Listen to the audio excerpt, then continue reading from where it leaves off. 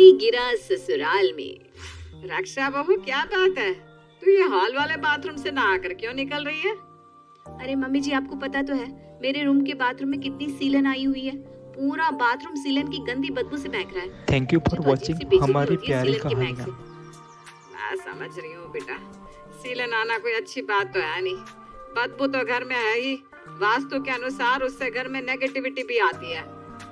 Mummy जी, आप कुछ दिनों के लिए मेरे कमरे में रह लीजिए ना, मैं आपके कमरे में शिफ्ट हो जाती हूँ। आहा, आई बड़ी महारानी मुझे अपने सीलन वाले कमरे में भेजने वाली। मैं किसी कीमत पर तेरे कमरे में नहीं जाने वाली। सास की मना करने की बात तो जैसे बहू रक्षा के पास अब उसी सीलन भरे कमरे में रहने के अलावा कोई और चारा ही नहीं बचा था। कुछ दिन ऐसे ही बीत जाते हैं। एक दिन आधी रात को, और ये क्या हो रहा है? मेरे ऊपर पानी कैसे टपक रहा है? अरे यार, आधी रात को शोर क्यों मचा रही हो? कमरे के अंदर बरसात हो रही है क्या जो तुम पर पानी टपकेगा? अरे उठो ना, देखो सच में मेरे मुंह पर पानी की बूंदें गिर रही है। भगवान, तुम तो बिल्कुल सच कह रही हो। ये पक्का की तो बाथरूम से होते हुए अब ये सीलन हमारे कमरे में भी पहुंच गई। सीलन क्या, अब तो छत से पानी गिर रहा है। अब क्या यहाँ नदी बहने लगेगी तब ये मानेगा? तुम रुको, मैं अभी इस बक्का को फोन करता हूँ। अरे क्या कर रहे हो? आधी रात हो रही है, ये कौन सा टाइम है बक्का को फोन करने का? अब आप सुबह ही बात करना। फिलहाल तो आप ये बेड सरकाओ, खोपड़ी पर पानी टपक रहा है। मैं नहीं रह सकती ऐसे कमरे में। रक्षा गुस्से में पैर पटकती सास के कमरे का दरवाजा पीटने लगती है। अरे बहू, ये क्या तरीका है? आधी रात को क्यों मेरे कमरे का दरवाजा पीटे जा रही है? मम्मी जी देखिए, जब तक सीलन मेरे बाथरूम में थी मैंने सब बर्दाश्त कर लिया, लेकिन अब तो पानी मेरे सर के ऊपर टपकने लगा है। अरे महारानी, पहले कहावत कहना सीख ले, फिर कहना। पानी सर के ऊपर से चला गया होता है, सर पर टपक रहा है नहीं। मम्मी जी, मेरे केस में पानी सर पर टपक रहा है, इसीलिए मैंने ऐसा कहा। देखिए, मैं आपको साफ साफ बता रही हूँ, मैं उस कमरे में अब सोने वाली नहीं हूँ, चाहे जो हो जाए। अरे सोएगी नहीं तो क्या यहाँ बैठकर कीर्तन करेगी? आप मेरी बातों को मजाक में ले रही हो ना? ठीक है, अगर मैं नहीं सोऊंगी तो बाकी किसी को भी सोने नहीं दूंगी। पूरी रात आपके दरवाजे पर बैठकर शोर मचाऊंगी। अरे कार्तिक, क्या पागल खाने से उठा कर लाया था तो इस लड़की को? अजीब लड़की है। अगर तेरे कमरे में पानी टपक रहा है तो क्या उसमें मेरी गलती है जो तू मेरी नींद हराम कर रही है? तो वो क्या मेरी गलती है? इतने महीनों से मैं इस सीलन को झेल रही हूँ, लेकिन आपके कानों पर जूं नहीं रेंग रही। अरे ठीक कराइए ना उस सीलन को, नहीं तो खुद जाकर मेरे कमरे में सोइए। मैं तो अब उस कमरे में सोने के लिए जाने वाली नहीं हूँ। अरे मैं क्या करूँ, मुझे तो कुछ समझ में नहीं आ रहा। तेरे कमरे में ये पूरी सीलन उस पड़ोसी बग्गा के बाथरूम से आ रही है। लग रहा है कोई पाइप फट गया है। कम से कम 10 बार तो इस बग्गा की बीवी को टोक चुकी, लेकिन इन मियाँ बीवी पर कुछ असर ही नहीं हो रहा। अब तो देख, कल मैं इस बग्गा इनका क्या हाल करती हूँ। आपकी ये डायलॉग बाजी ना मैं पिछले 1 महीने से सुन रही हूँ मम्मी जी। अब मुझ पर आपकी इन बातों का कोई असर नहीं होने वाला। आपके पास 2 ही रास्ते हैं, या तो पूरी रात यहाँ दरवाजे पर बैठकर मेरे साथ कीर्तन करिए, या फिर चुपचाप जाकर मेरे कमरे में सो जाइए। अरे एक दिन सोकर देखिए तो सही, कैसा लगता है जब पानी सर पर टपकता है। बहू की जिद के सामने सास घुटने टेकी देती है और बहू के कमरे में सोने के लिए तैयार हो जाती है। अब बिल्कुल भी चिंता मत करिए मम्मी, मैंने बेड सरका कर एक किनारे कर दिया है। अब आपके ऊपर पानी नहीं गिरेगा। अब यहाँ आराम से सो जाओ, कल इस बग्गा को देखते हैं। बेड एक किनारे कर देने के कारण अब उर्मिला के सर पर पानी तो नहीं गिर रहा था, लेकिन रात भर पानी गिरने की टप टप की आवाज और सीलन की बदबू के कारण उसकी आंखों से नींद कोसों दूर भाग गई थी। पूरी रात आंखों ही आंखों में काटने के बाद अगली सुबह तक उर्मिला के गुस्से का पारा आसमान छू रहा था। चल कार्तिक, जरा इस बक्का से बात करके आते हैं। बक्का के घर पहुंचकर, अरे बहन जी, आज आप सुबह सुबह हमारे घर, क्या हुआ? कोई खास बात है क्या? हाँ जी, मेरी सास का ब्याह है, आ जाना तुम भी। ये कैसी बात कर रही हैं उर्मिला बहन जी आप? अरे बहन जी, जब बंदा रात भर सोता नहीं है ना, तो सुबह उठकर वो बैकी बातें ही करता है। लेकिन रात भर आप सोई क्यों नहीं? मैं रात भर इसलिए नहीं सोई क्योंकि तुम्हारे बाथरूम से रिस कर अभी तक तो सिर्फ हमारी दीवारों में सीलन आ रही थी, लेकिन अब तो हमारे यहाँ छत से पानी भी टपकने लगा है। अगर थोड़े दिन और ऐसे ही पानी टपकता रहा ना, तो हमारा घर ही गिर जाएगा। लेकिन तुम लोगों की आंखों में तो शर्म नाम की चीज ही नहीं है। ऐसा है कि सुबह सुबह मेरे दरवाजे पर आकर शोर मचाने की जरूरत नहीं है। तुम्हारे कहने से थोड़ी ना होता है। हम पर बात को मत टालो। जाओ जाकर अपना बाथरूम चेक कराओ, सिलन दूर हो जाएगी। अरे तुम्हारे कहने से कैसे मान जाऊं? यहाँ पूरा बाथरूम तोड़कर बनवाना पड़ेगा, कोई मजाक है क्या? हाँ तो मेरे कमरे में जो पानी टपक रहा है वो मजाक है क्या? देखो सीधे सीधे अपने घर की लीकेज ठीक करवा लो, वरना मुझसे बुरा कोई नहीं होगा, मैं बता ही दे रही हूँ। अरे जाओ जाओ, बहुत देखी तुम्हारे जैसे धमकी देने वाले, देख लेंगे तुम क्या कर लोगी। काफी देर की बहस के बाद उर्मिला और कार्तिक अपने घर को लौट गए। देखो जी, बात को ज्यादा आगे बढ़ाने से कोई फायदा नहीं है।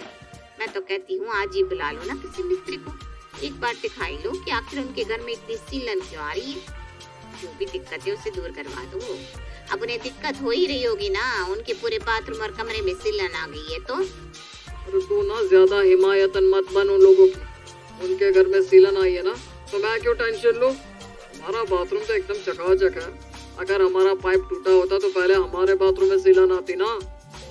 अरे मेरे कहने पर एक बार बुला कर तो लाओ प्लम्बर को, उसे दिखा तो दो आखिर दिक्कत क्या है। रोज रोज ये लड़ाई झगड़ा कोई अच्छा थोड़ी ना लगता है। बीवी के बार बार कहने के बाद बग्गा एक प्लम्बर को पकड़ कर लाता है। देखो बग्गा जी, आपकी बाथरूम की फिटिंग में कुछ अंदर ही अंदर प्रॉब्लम हुई है। मुझे तो लगता है कोई पाइप फूट गया है। बाथरूम की दीवार तोड़कर सारे पाइप चेक करने पड़ेंगे, काफी खर्चा आने वाला है। कम से कम 50,000 तो लगा ही लो। अच्छा चल तू जा, हम सोच कर बताते हैं। प्लम्बर के जाने के बाद बस हो गई तेरी तसल्ली? सुन लिया क्या कहा प्लम्बर ने? 50,000? अरे मैं 50 ना लगाऊं, 50,000 तो दूर की बात है। जिसके घर में सीलन आई है वो अपना घर तुड़वाए या फिर छत, मुझे मतलब ना है। मैं अपना बाथरूम नहीं तोड़ने वाला। अरे लेकिन वेकिन कुछ नहीं, तो चुप करके अपने घर में बैठी रह। हाँ देख लूंगा क्या बिगाड़ लेंगे ये लोग मेरा। ये बातों के शेर है, जिन्हें कुछ करना होता है ना वो इतने दिनों तक इंतजार नहीं करते। कुछ दिन बोलेंगे फिर थक कर चुप हो जाएंगे। 2 दिन बाद मैंने तुमसे कहा था ना कि प्लम्बर को बुलाकर अपना बाथरूम दिखवा लो, लेकिन लगता है अभी भी तुम्हें हमारी बात समझ में नहीं आई। ठीक है, अब प्लम्बर मुझे ही बुलाना पड़ेगा। अरे जाओ जाओ, जिसे बुलाना है बुला लो, यहाँ हमारा टाइम खराब करने की जरूरत नहीं है। ये लोग इतनी आसानी से सुधरने वाले नहीं है, इनका तो कुछ बड़ा इंतजाम करना पड़ेगा। उसी दिन देर रात गए उर्मिला एक प्लम्बर को बुलवाती है और कुछ देर तक काम करवाती है। अगली सुबह हाय रब्बा, बाथरूम में तो पानी ही नहीं आ रहा, ये क्या हो गया? ओए प्रीतो, घर के किसी नल में पानी नहीं आ रहा, टंकी खाली पड़ी है क्या? अजी टंकी में तो ऑटो स्विच लगा हुआ है, खाली होते ही मोटर अपने आप ऑन हो जाती है। टंकी खाली होने का तो सवाल ही नहीं उठता। अरे तो फिर पानी कैसे नहीं आ रहा? मोटर के स्विच में कुछ दिक्कत आ गई है क्या? मैं अभी चेक करता हूँ। बग्गा जाकर अपनी मोटर चलाता है तो देखता है कि मोटर का स्विच तो बिल्कुल सही काम कर रहा है। अरे यार, लगता है सप्लाई में ही पानी नहीं है, इसीलिए पानी नहीं आ रहा। तू जरा पड़ोसन को फोन कर, उनके यहाँ भी पानी नहीं है क्या? हाँ जी बहन जी, क्या आपके यहाँ भी पानी नहीं आ रहा? क्या आपके यहाँ पानी आ रहा है? भाई साहब गाड़ी धो रहे हैं?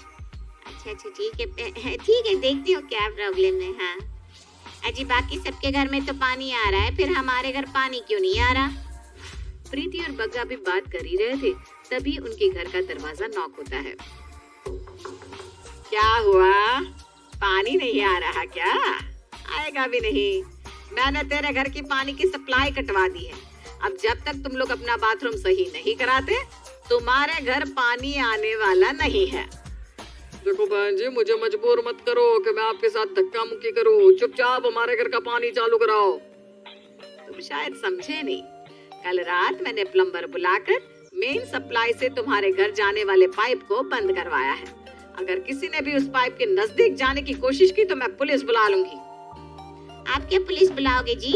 पुलिस तो मैं बुलाऊंगी। ये तो बदतमीजी है ना, किस अधिकार से आपने हमारे घर का पानी बंद करवाया है? सुबह से कोई बाथरूम ही नहीं जा पाया, इनको ऑफिस के लिए लेट हो रहा है। अरे किचन में बर्तनों का पहाड़ इकट्ठा हो गया है, परेशान हो गए हम लोग और तुम्हें मजाक सूझ रहा है? रुको, अभी तुम्हारी अकल ठिकाने लगाती हूँ। आंटी जी, पुलिस को शौक से बुलाइए, बल्कि हम तो यही चाहते हैं कि आप पुलिस बुलाएं। भी पुलिस को बताएंगे ना, जो पिछले 1 महीने से हमारा जीना मुश्किल करके रखा हुआ है आपने। अरे एक दिन पानी नहीं आया तो बड़ी दिक्कत होगी आपको, और हम लोग जो इस सीलन की बदबू में सांस ले रहे हैं महीनों से, उसका क्या? बग्गा गुस्से में पुलिस को फोन मिला देता है। कुछ ही देर में सायरन बजाती हुई पुलिस की गाड़ी वहाँ पहुँच जाती है। पुलिस को कॉलोनी में आता देख आसपास के लोग भी वहाँ जमा हो जाते हैं। किसने फोन किया था? क्या मैटर है? आप लोग ऐसे जमीन पर क्यों बैठे हुए हैं? हम आपको क्या बताएं जी, इनके पूरे परिवार ने हमारे नाक में दम करके रखा हुआ है। हर दूसरे तीसरे दिन ये लोग हमारे घर आकर हमसे झगड़ा करते हैं, और आज तो इन्होंने हद ही कर दी। हमारे घर का पानी काट दिया और अब चालू नहीं करने दे रहे। बताओ तो, पानी के बिना हम कैसे काम चलाएं? अरे सुबह से बाथरूम नहीं जा पा रहे हम लोग। क्या नाटक लगा कर रखा है आप लोगों ने? थाने लेकर चलो क्या आप लोगों को? एक शरीफ आदमी को परेशान करते आपको शर्म नहीं आती? अरे बहन जी, अपनी उम्र का लिहाज तो करिए। इंस्पेक्टर साहब, इस बग्गा की चीकनी चुपड़ी बातों में मत आइए। अरे हमें कोई पागल कुत्ता नहीं काटा है जो हम रोज इनके घर झगड़ने जाएंगे। इनके बाथरूम में बहुत बड़ी लीकेज है, जिसके कारण मेरे बेडरूम और बाथरूम में सीलन आ गई। इतना ही नहीं, अब तो पानी भी टपक रहा है। आप ही बताइए, हम करें तो क्या करें? रात को सोने जाते हैं तो सर पर पानी टपकता है, बाथरूम जाते हैं तो सीलन से सर घूमता है। अरे भाई, ये कौन सा तरीका हुआ अपनी बात कहने का? आप लोग जमीन से उठिए और अपने घर जाइए। जो भी मैटर है आपस में बात करके सुलझा लीजिए। ऐसे सड़क पर तमाशा क्यों कर रहे हैं आप लोग? अरे सर, बिल्कुल ठीक कह रही है उर्मिला जी, हमारे घर में भी यही दिक्कत है। सीलन की बदबू से पूरा कमरा सड़ रहा है। मेरी वाइफ तो गुस्से में अपने मायके चली गई है, लेकिन ऊपर के फ्लोर पर रहने वाले सक्सेना हमारी बात सुनती नहीं। हमारी मुझे प्यारी तो लगता है इस सीलन के कारण मेरा तलाक ना हो जाए। पड़ोसी की बात सुनकर एक एक करके 8-10 लोग उर्मिला की बात का समर्थन करने लगते हैं और उनके साथ जमीन पर ही बैठ जाते हैं। अब तो हम सब धरने पर बैठ गए। पड़ोसी सुनते नहीं और उनकी वजह से हमारी जिंदगी जहन्नुम बन गई है। अब तो ये प्रॉब्लम सॉल्व नहीं होगी तो हम यहाँ से हिलेंगे नहीं। देखिए, आप लोग हमें मजबूर कर रहे हैं। इस तरह से सड़क रोक कर आप लोग कोई अच्छा काम नहीं कर रहे हैं। हमें सख्ती बरतने पर मजबूर मत करिए। सड़क छोड़कर खड़े हो जाइए। अपनी बात को शांतिपूर्ण तरीके से भी तो समझाया जा सकता है। अरे तो हम कौन सा किसी का सर फोड़ रहे हैं? हम तो शांति से यहाँ पर धरने पर बैठे हैं। इसमें आप लोगों को क्या दिक्कत है? अब चाहे जो हो जाए, हम लोग यहाँ से नहीं उठेंगे। क्यों भाई और बहनों? उर्मिला की बात सुनकर बाकी के लोग भी पीछे से नारा लगाने लगते हैं। नहीं उठेंगे, नहीं उठेंगे, जब तक हमारी समस्या हल नहीं हो जाती, हम सब यहाँ से नहीं उठेंगे। पुलिस और पड़ोसियों की झड़प के बीच कोई मीडिया को भी फोन कर देता है और तभी मीडिया के कुछ लोग भी वहाँ पहुँच जाते हैं। नमस्कार, स्वागत है आप सबका हमारे चैनल अभी तक पर। नोएडा के बोर बिल्डर के द्वारा बनाई हुई सोसाइटी में आज एक बड़ा हंगामा देखने को मिला। यहाँ पर सोसाइटी के कुछ लोग धरने पर बैठे हुए हैं। उनका कहना है कि उनके घरों में सीलन ने तबाही मचाई हुई है, जिसके कारण जनजीवन अस्त व्यस्त हो गया है। बोर सोसाइटी के बाशिंदों का कहना है कि उनके घर में आती इस सीलन का जिम्मेदार कोई और नहीं बल्कि उनके पड़ोसी है, क्योंकि पड़ोसियों के पाइप से ही रिस कर पानी उनके घरों में पहुंच रहा है। अब देखना ये होगा कि आखिर ये लोग कब तक इसी तरह धरने पर बैठे रहेंगे। इस समस्या के कारण पूरा मोहल्ला 2 गुटों में बंट गया है। एक गुट का कहना है कि पड़ोसियों को आ रही सीलन की मरम्मत करानी चाहिए, तो वहीं दूसरे गुट का कहना है कि आखिर पाइप से रिसने वाली पानी का दोष उनके ऊपर कैसे मढ़ा जा सकता है। उन्होंने जानबूझकर तो पाइप तोड़ा नहीं, फिर मरम्मत में आने वाले लाखों रुपयों का खर्च वो क्यों उठाए।